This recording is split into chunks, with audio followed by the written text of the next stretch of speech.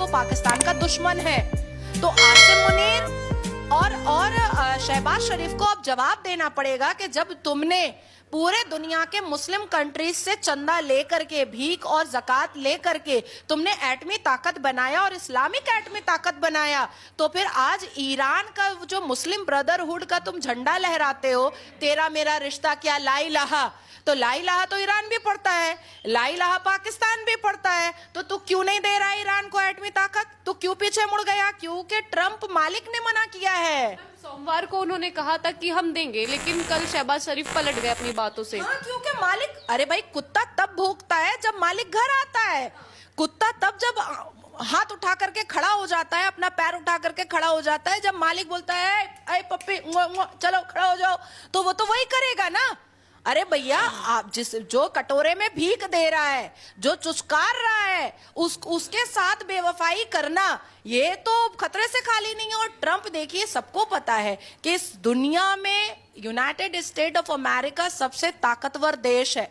चाहे आप जीडीपी में ले लीजिए, चाहे आप इकोनॉमी ताकत में ले लीजिए, चाहे आप डिफेंस के ताकत में ले लीजिए, चाहे आप मिलिट्री ताकत में ले लीजिए।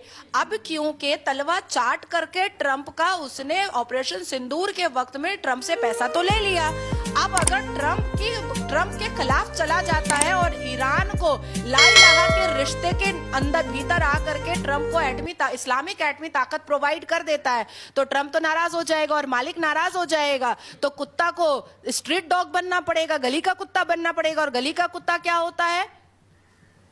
ना घर का ना घाट का होता है।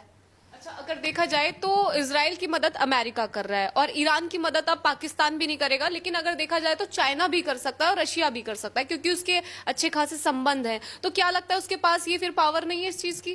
देखिए, मैं फिर से आपको कहूंगी कि ईरान का खत्म होना ये अल्लाह ने लिख दिया है।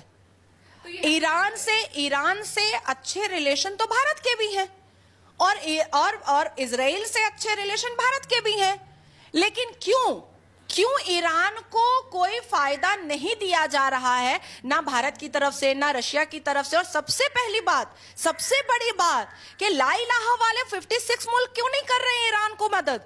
ये भी तो समझना पड़ेगा, क्योंकि ये अल्लाह का पैगाम है, जो अल्लाह के मैसेंजर ऑफ गॉड नेतन्याहू के सपने में आकर के बोल दिए कि अब तुम ईरान को खत्म कर दो।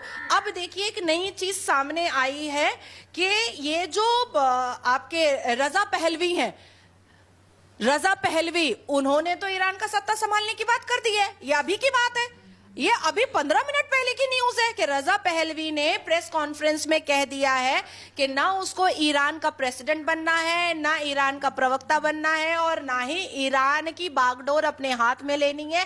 पर रजा पहलवी ईरान के देखरेख के लिए बैठने को तैयार हो चुका है। अब रजा पहलवी के इतिहास को उठाइएगा, वो सबसे पहले ईरान से इस्लामिक कट्टरता खत्म करेगा, वो सबसे पहले ईरान से मदरसा खत्म करेगा, वो सबसे पहले ईरान से बम गोला बारूद खत्म करेगा। ये इस्लाम के जस्टिफिकेशन पर खमेनी के हाथों से जो मुस्लिम बेटियों का खरीद फरोख्त चल रहा था, मुस्लिम बेटियों से जो मुजरा करवाया जा रहा था, मुस्लिम बेटियों के ऊपर जो अत्याचार किया जा रहा था, मुस्लिम बेटियों पर हिजाब के नाम पर, इस्लाम के नाम पर जो